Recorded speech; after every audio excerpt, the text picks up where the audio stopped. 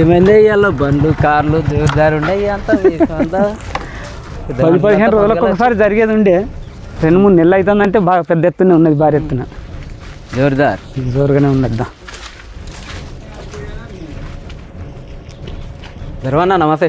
President సాబును number సాబ్ వస్తాడు, ఇవాళ ఏమో చేసేటట్టున్నారు కదా. ఏదో కథ ఉన్నట్టు బాగానే మంచిగా ఉంది. ఇక్కడ అనిపించిరా పెద్ద పిల్లలు అన్ని తెప్పించిన నాటుకోలేదు.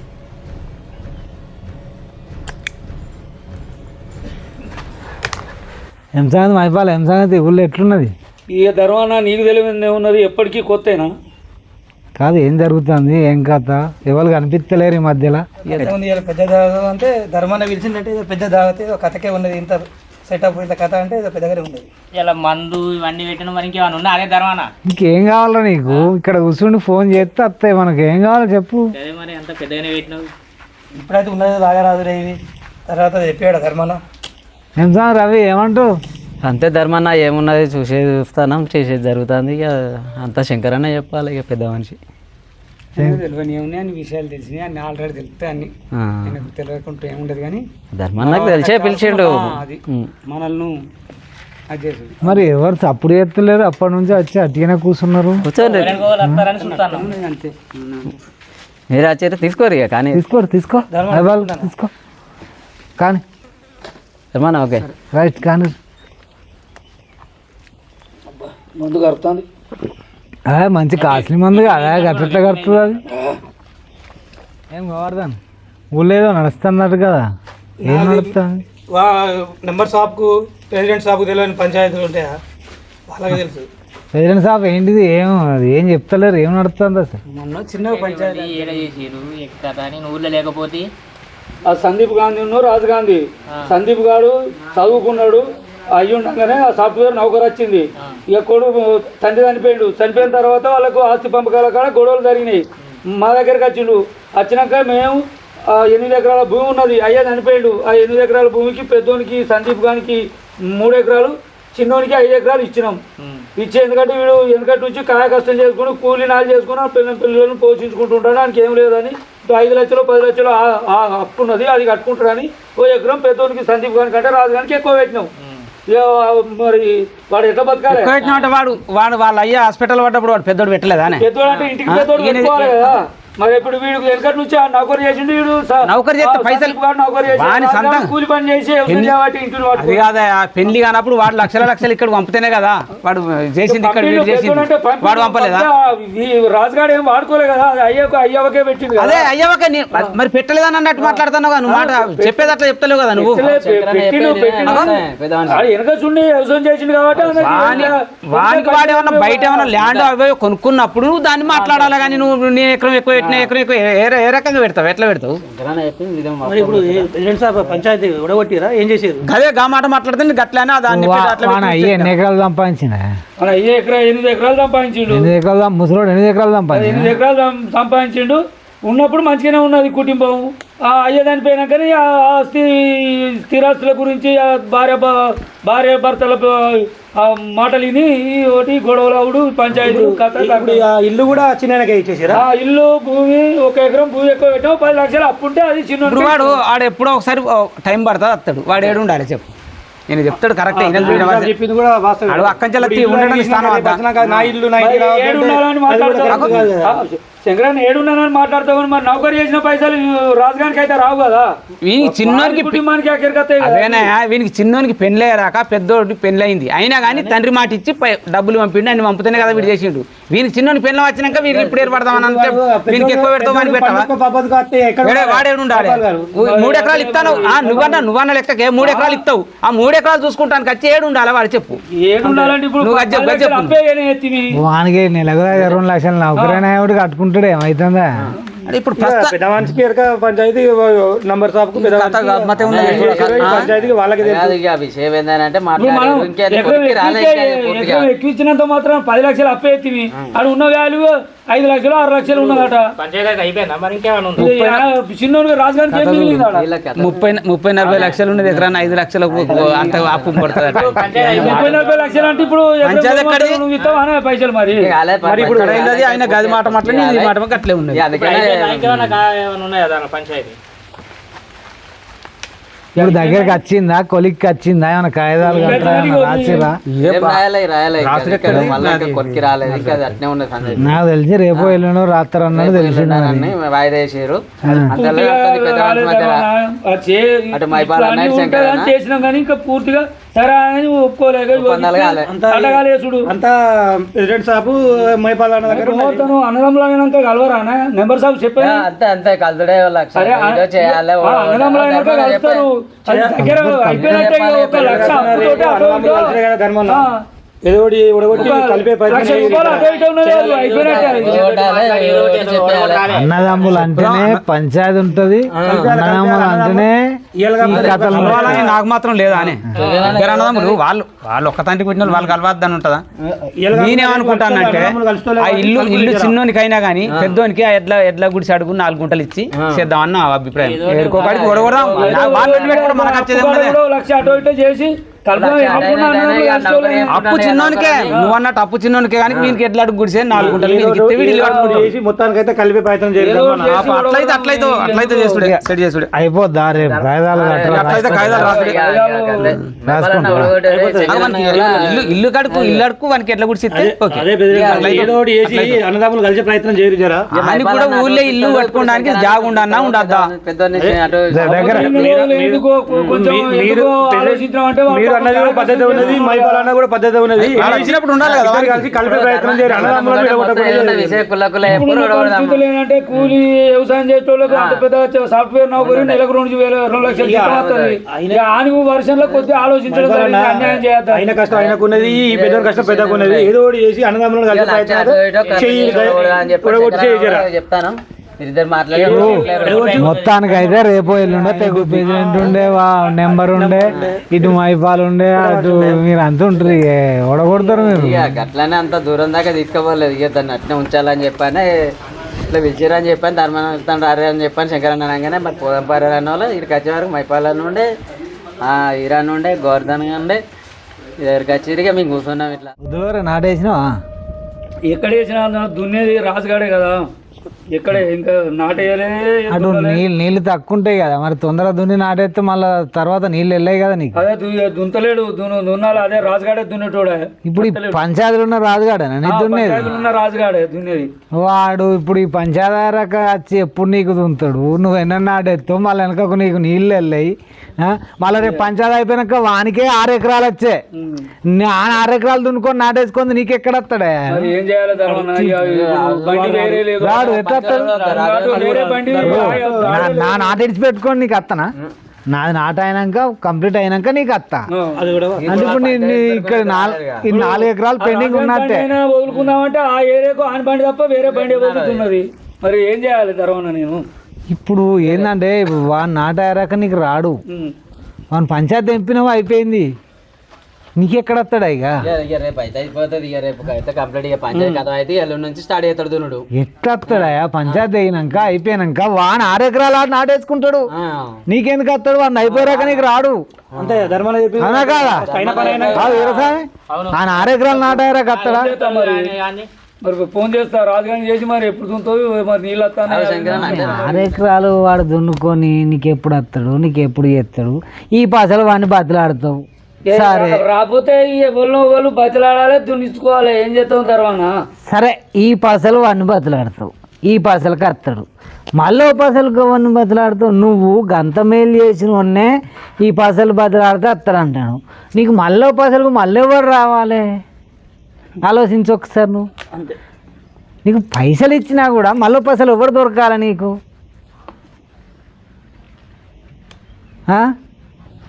గోవర్ధన్ ఏమంటావు? అన్న కరెక్టే కాదా? కరెక్టే ధర్మన్న. ఈ బస్సులు వచ్చే బస్సులు మళ్ళీ బస్సులు నువ్వు అంటే పసలు పోవని బదిలాడుకుంటూ పోవాలి నీకు వాస్తవం ఉండాలి కదా. అది ఆలోచించు ఇక ఆలోచిస్తే చూస్తే అంతే కనబడుతుంది ధర్మం. అంతేనా కాదా అంతే అంతే. మైపాలన్న ఈ పంచాయతీ నీకు పొలంతో నాట కాకుండా ఏటాడుకుంది. ఈ పంచాయతీ చేసుడేమో కానీ ఇది నాకు అండగా పోయింది నాకు అండగా 4 రోజులు తిరిగినాక చేసినాక నాటేడైతుంది కాదు ఏమైతుంది మైపాలకు ఈ సంవత్సరం బీడు పెట్టుకుంటాడు తీయరాదు ఓ పసలు బీడు ఉంటుంది ఏమవుతుంది 4 ఎకరాలు బీడు ఉంటుంది కావచ్చు ఉంటే ఉండని దున్నుకోవాలి రావాలి మైపాలన్న వచ్చి దున్నాలి అప్పటికి నీళ్ళు రావే రావు మైపాలన్న నీళ్ళు ఉన్నప్పుడు సరే ఇంకా వారదా ఇప్పుడు వానలు లేక ఇప్పుడు ఇంకా పరిశానే ఇంకా ఇక ఉంటే 4 ఎకరాలు బీడు ఉంటుంది మైపాలన్న తిప్పలే బాగా తిప్పలే ఉన్నది మైపాలన్న కానీ పంచాయతీ కానీ ఏమో కానీ కాతేను మైపాలన్న ఇక వాళ్ళ ఇంట్లోకి వెళ్ళి ఎంత ధర్మం 4 ఎకరాలు బీడు ఉంటుంది ఒక్క పసలు ఏం కాదులే వెనక ముందు ఒక పసలు బీడు ఉంటుంది ఏ పసలు అనుకో ఏమైతుంది పని చేసుకుంటేనే ఇప్పుడు బీడుండే పంచాయతీ కానీ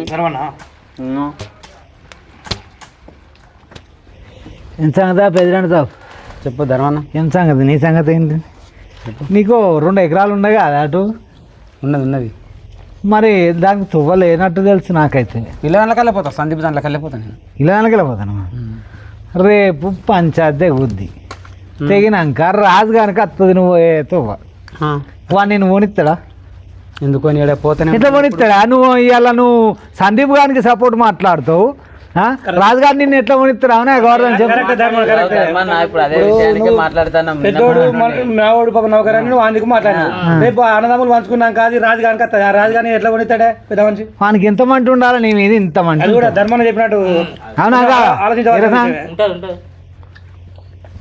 రేపు ఇవ్వాలంటే పోతావు రేపు పంచాయతీ దిగుతుంది అయిపోద్ది అయిపోయినాక నీ పరిస్థితి ఏంది నువ్వు ఏనంగా పోతావు ధర్మన్న మేము మొన్నటి మరి అమ్ముకొని వస్తావా అంటే నువ్వు అమ్మే ఆసామి కాదు నువ్వు ప్రెసిడెంట్ సాపు నువ్వు అమ్ముకొని వస్తావా ధర్మన్న చెప్పింది అమ్మవు ప్రెసిడెంట్ సాబ్ మరి ఎట్లా పోతావు ఆలోచించవలసిన విషయమే ఆ 2 ఎకరాలు అంటే మామూలు కాదు ఇవాళ రేపు మనవులే 30 లక్షలకి ఎకరం పెద్దోనికి వస్తుందని గ్యారంటీ ఏంటి పంచుకుంటే రాకపోవచ్చు ధర్మన్న చెప్పింది కూడా వాస్తవం ఆలోచన జర పౌడి వేయండి జరదు పోతాడు కదా అని చేసింది కానీ ధర్మన్న చెప్పినట్టు ఆయన కూడా పెద్ద మనిషి ఆయనకు ఆలోచన గాయంతలు ఏం చేసిందా కానీ నాకు చిన్న ఆలోచన ఏమొచ్చిందంటే రేపు రాజుగానికి పుష్కన ఆ భూమి వచ్చింది అనుకో నీకు నీ పరిస్థితి ఏందని నాకు అనిపిస్తుంది ధర్మన్న అన్నట్టు ఆలోచించవలసిందే ముచ్చట మాట్లాడతాను రేపు అది పంచుకుంటారు మాట్లాడి అంటే అన్యాయం మాట్లాడినానే నేను ప్రెసిడెంట్ సాబు ధర్మన్న అన్నట్టు రేపు అన్నదమ్ములు పంచుకుంటే చిన్నానికి భూమి వస్తుంది నేను పోనీయాడు వాడు అప్పుడు ఎట్లా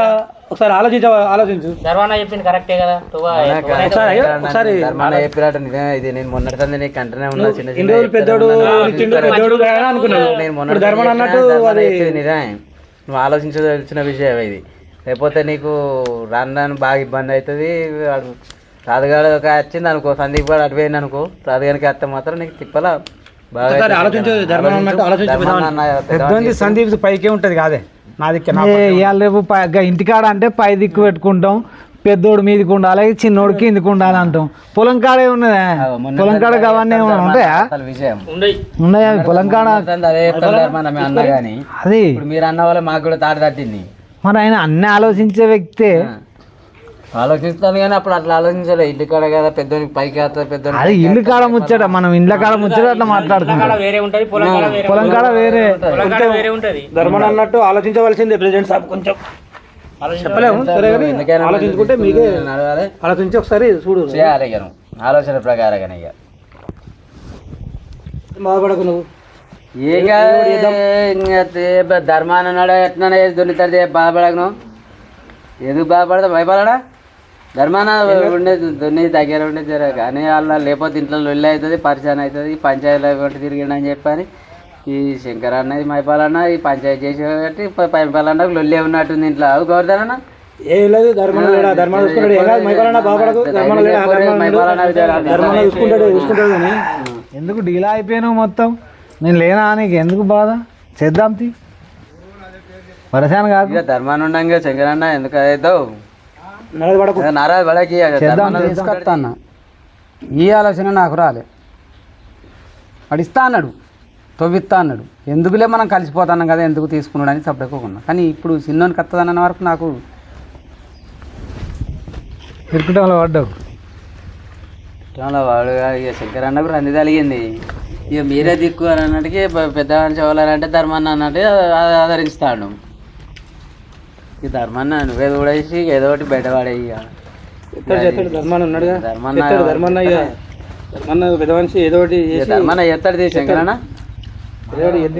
నారాజు కాక ఇక ఏదన్నా ధర్మన్న జర చూసుకోజారు ఎందుకంటే శంకరన్న బాధపడతాడు ఏం చేసుంటే ధర్మన్న నా చేతులారా నేను వినకపోతే దొడ్డిగాడి భూమి ఇప్పించి వాళ్ళిద్దరిని కలిపి వచ్చిన నా చేతుల కలిగి ఇట్లా దాటిపోతుందని నేను ఎక్స్పెక్ట్ చేయలే అసలు ఇక ధర్మన్న మీరే ఉండి ఏదో ఒకటి తెలియదు కానీ మాట ఇక కలిపిండు పంచాయతీ కాగితం రాసుడే 5వ రాశి కాడికి వచ్చింది ఓకే రాత్తం రేపు వస్తాం అనుకున్నాం ఏం చెప్తే నడుస్తుంది ఎట్లా అటు కందికి వాడే రాదు కాడు మరి ఎవరికి వస్తుంది ఏందనేది ఇక మీరే పెద్ద ధర్మన్న ఏదో ఒకటి మాట్లాడతాడు ధర్మన్న మీరే బియ్యాల మనిషి ఉన్నాడుగా చూసుకుంటాడు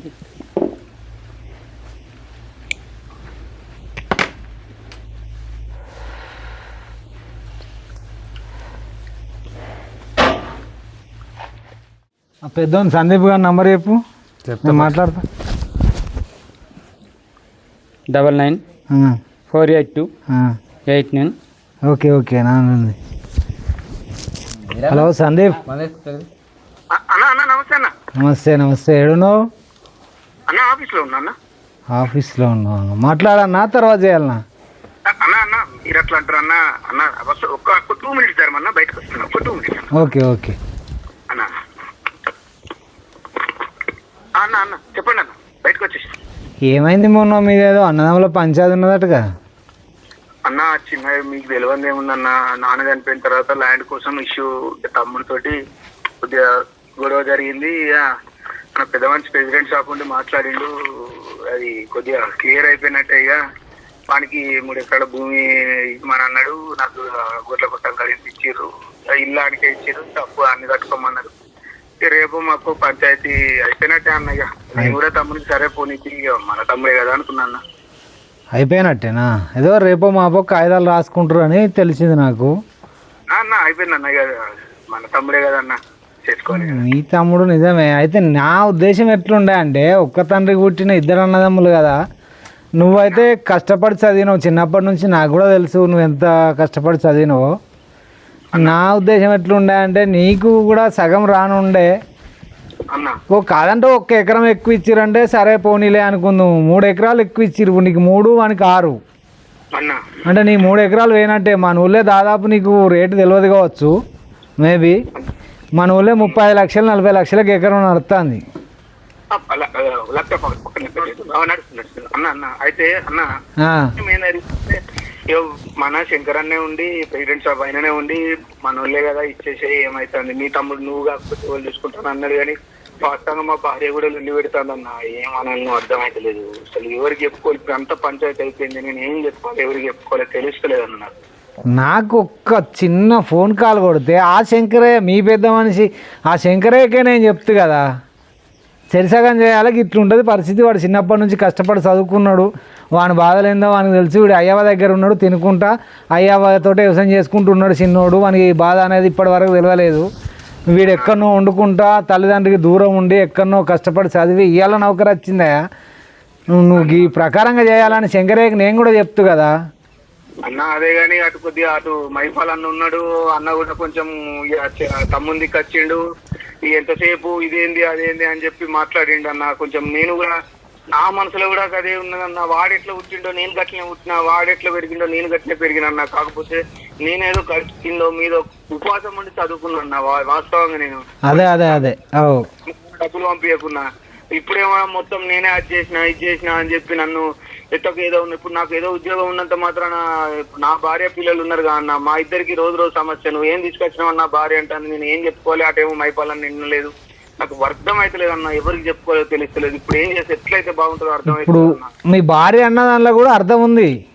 ఆమె ఏం చదువుకున్నదో అమ్మాయి నేను చూడలే కానీ ఆమె అన్న దానిలో కూడా అర్థం ఉంది అన్న. తను కూడా జాబ్ చేస్తుంది, తను కూడా కొంచెం కష్టపడ్డ మనిషి అన్న. అదే ఏం చేయాలి అన్న. నువ్వు చదువుకోగా ఏదో పొద్దున 2 గంటలు వెళ్ళిన వర్క్ చేసి చదువుకున్నావు అని తెలుసు. నేను మొన్న శంకరయ్య కలిసినప్పుడు మరి ఆయన కష్టపడి చదివిండు కాదా, బాగా కష్టపడ్డాడు పిల్లగాడు, ఆయనకు 3 ఎకరాలు ఎందుకు తీసేసిరు, మినిమం 1 ఎకరం చిన్నోనికి ఎక్స్ట్రా పెట్టి ఇంకా 2 ఎకరాలు వచ్చు కదా, ఎందుకు చేసిరు ఇట్లా అంటే ఇక అయిపోయింది ఇక ఇన్నరు అని మాట్లాడతాను. అంటే ఆగు నేను సందీప్ గారితో మాట్లాడతా అని నేను తర్వాత మాట్లాడి చెప్తుంది అని అన్నా. నీ దగ్గర మరి నీ ఉద్దేశం ఎట్లుందో నాకు తెలియదు కదా. అదే అన్న నేను చెప్తా అనుకున్నా అన్న. నాతో 10 లక్షల ఎకరం ఉన్నది, 30 లక్షలతో ఏమున్నది, నువ్వు 3 ఏళ్ళు కష్టపడితే అది అయిపోతుంది ఇది అయిపోతుంది అని ఏమో చెప్పిరన్న. ఆ టైం మీద నేను ఇప్పుడు అసలు ఎట్లా అన్నానో తెలుస్తలే అన్న. నేను రోజు అదే ఆలోచనలు ఉన్నా అన్న. నాకు వస్తుందా అన్న భూమి ఇప్పుడు ఏమన్నా చేస్తే? వస్తుంది నీకు ఎందుకు, నేను ఉన్నా కదా. నేను ఆ శంకరయ్యని పిలిపిస్తా, ఆ మైపాల్ రెడ్డిని పిలిపిస్తా, ఒక కాడ కూర్చుండ పెడతా, మాట్లాడతా. ఇప్పుడు మీరైతే కాగితాలు రాసుకోలే, రాసుకోలేదన్న. ఇంకా కాగితాలు రాసి నువ్వేమైనా సంతకం గిట్లా పెట్టినావా చెప్పు, మరి పెడితే అయిపోయినట్టు. పెడతాను అనుకుంటేనే నా భార్య ఉండి వద్దు అని అన్నదన్న. ఆమె అన్నవలే ఆగిపోయినా. నేను రేపు వచ్చి పెడతా అని చెప్పిన, రేపు వద్దామని ఆల్రెడీ టికెట్స్ బుక్ చేసేసినాను. ఆమె తెలియకల్ల అమ్మాయి, సంతకం పెట్టకుండా ఆపిందంటే ఆమె తెలియకల్ల అమ్మాయే. అన్న నువ్వు రా, నువ్వు వచ్చినాక నాకు గలువు, నేను శంకరయ్యని పిలిపించి మైపాల్ రెడ్డిని పిలిపించి మాట్లాడతా. అన్న థ్యాంక్స్ అని. ఇప్పుడు నా భూమి నా ఇల్లు మళ్ళీ నాయనకు వస్తాయి. నేనున్నా కదా, వస్తాయి నీకు తప్పకుండా వస్తాయి. అన్న థ్యాంక్స్ అన్న. ఒక్క సాయం చేయండి అన్న. నేను అంతమంది నేను నా అవసరం రాదు మీ పెద్దలకు, కానీ నేను ఏదైనా ఉడతపడితే నేను ఏదైనా చూసుకుంటాను. దయచేసి కొద్దిగా చేయండి అన్న. ఓకే నేను రా అచ్చుతోటి నాకు గలువు. నేను మీ ప్రెసిడెంట్ శంకరయ్యని కూడా నేను పిలిపిస్తా, మాట్లాడదాం అన్న. థ్యాంక్స్ అన్న. వాడు ఏం చేసినా నేనే అన్ని ఖర్చులు చూసుకున్నా అన్న. వాడు ఇటు తిరిగినా అటు తిరిగినా ఏం చేసినా కూడా తెలుసా అన్న, ప్రతిది వాడికి నెల డబ్బులు అవసరం ఉన్న మొన్నటి వరకు కూడా పంపించిన అన్న. కానీ నన్ను ఇంత మోసం చేసిరు అందరు కలిసి. ఓకే సందీప్, ఓకే నువ్వు రేపు రా అచ్చుతోటే నాకు గలువు అన్న. థ్యాంక్స్ అన్న. ఓకే శంకర, దీనికోసం పరేషాన్ అయితే రేపు పొద్దుగాల వచ్చి నీ దగ్గర కూర్చుంటాడు. నేనున్నాగా. సరే ఇక అవునా ధర్మన్న, వీళ్ళు మైపాలన్నది కూడా కథం చేస్తే అయిపోద్ది కదా. ఇక మరి ఏదో ఒకటి అయితే పని అయిపోద్ది. చేద్దాం. మొన్న ఎవరికో 5 లక్షలు అప్పించినవాటగా మీ దాకా వచ్చిందా ముచ్చటి? మీరు ఎక్కడ వేసినా ఇక్కడికి వస్తాయా? ఏమైనా మొన్న కావాలని వాళ్ళు గరీబులు కావాలంటే సాయం చేయాలంటే ఒక్కడ తెచ్చి అప్పి బిడ్డ పెయిన్ ఉందంటే 5 లక్షలు ఇచ్చినవాడుగా. 20 గుంటల భూమి దగ్గర పెట్టుకొని 5 లక్షలు ఇచ్చిండు. అట్టిగా ఇచ్చినట్టు మాట్లాడుతాడు. భూమి అని 5 లక్షలు ఇచ్చిండు. అట్టిగా ఇచ్చిండు. అంతేనా? వాళ్ళు అంటారు పక్కపండి 20 గుంటల భూమి ఉన్నది, దున్నుకోవచ్చు అని ఇచ్చిండు. వాళ్ళు బతిలాడాలి, అయ్యా వచ్చి బతిలాడితే ఇచ్చిన. వీళ్ళు ఇట్లా అంటారు అన్నని రాసుకున్నాడు. ఇద్దరు కావాలంటే నాగర్ కూడా లేకుంటే కరిమల్ల మామ దగ్గర అడిగి తెచ్చి ఇచ్చిన ధర్మన్న. ఓ మత్తగా చూసిన మా ఇచ్చిన సంగతి నాకు కూడా తెలుసా, మాసేసిన పాటు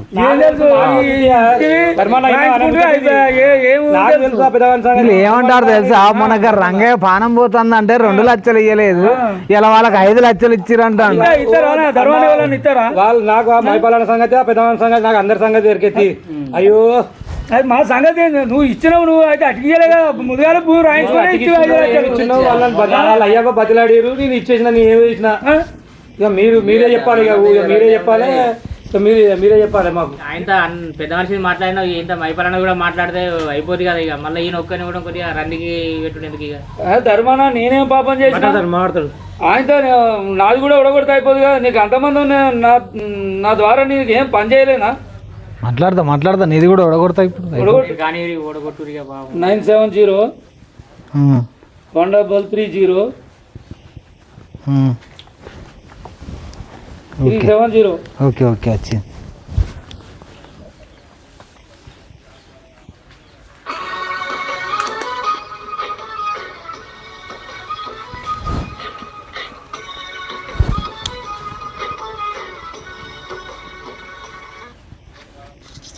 హలో అన్న అన్న ధర్మన్న నమస్తే ఏడున్నారు రాజు?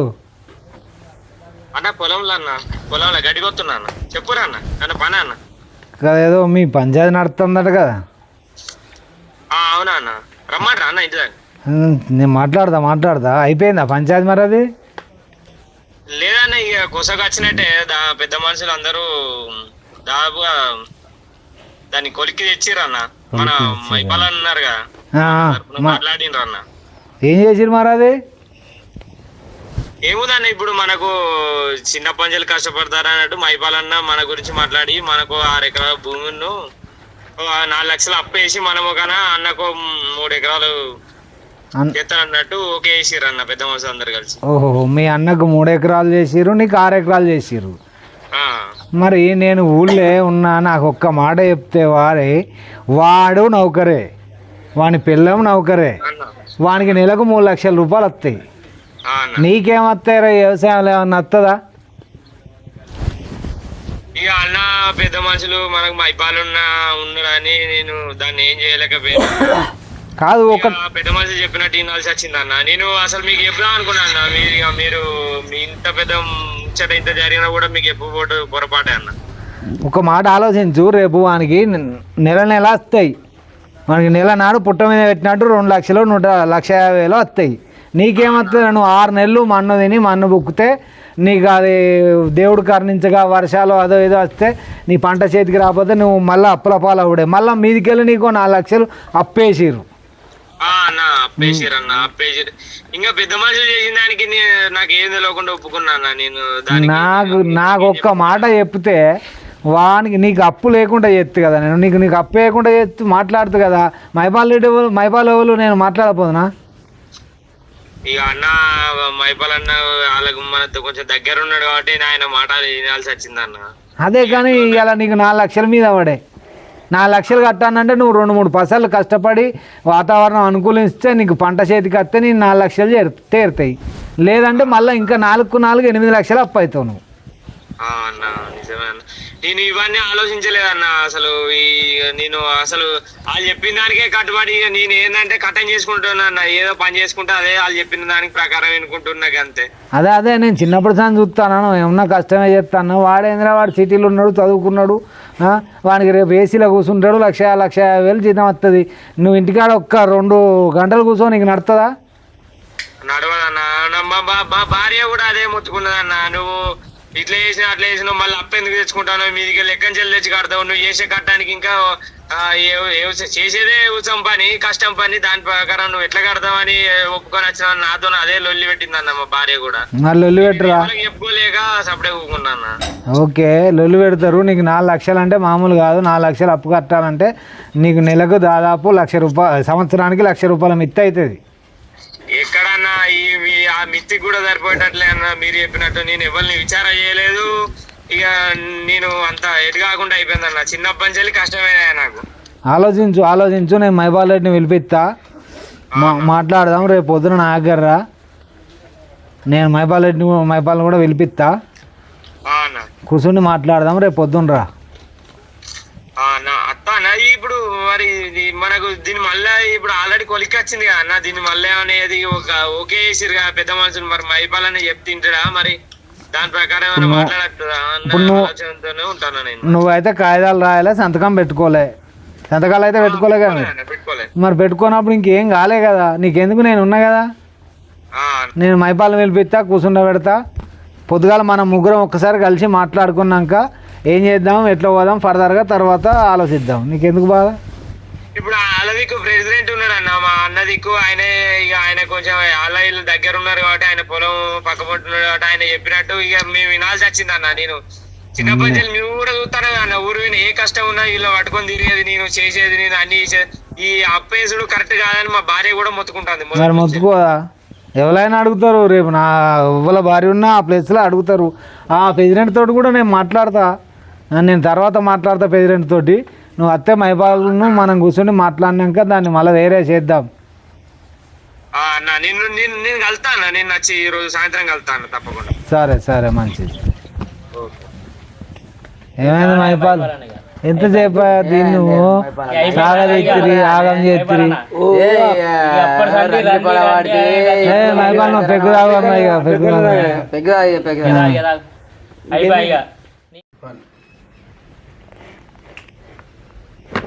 ఏమైందా ప్రెసిడెంట్ సాబ్ మైపాల్ గీంతో దానికి ఓ హైరాణ పడుతుంది చేతులన్నీ విచ్చుకుంటుంది ఏముంది అయిపోయిందా అయిపోలేదా అవునే ఇంటి కింద కూర్చుండే పెట్టినావు ఓడగొట్టినావు 5 నిమిషాలు ఓడగొట్టినావు నీ దండమే ధర్మం అనుకున్నా కానీ నీకు దండం నేను నీకు కథకో దండం నీ కథకో దండం నేనేమో అనుకున్న ధర్మం నువ్వు కూర్చుండే మందైంది మరి ఏందైంది మరి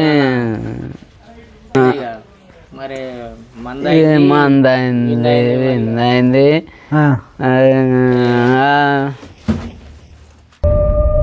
కొడకల్లారా ఊళ్ళో నేను లేకుండా మీరు పంచాయతీ చేసే మొగోళ్ళు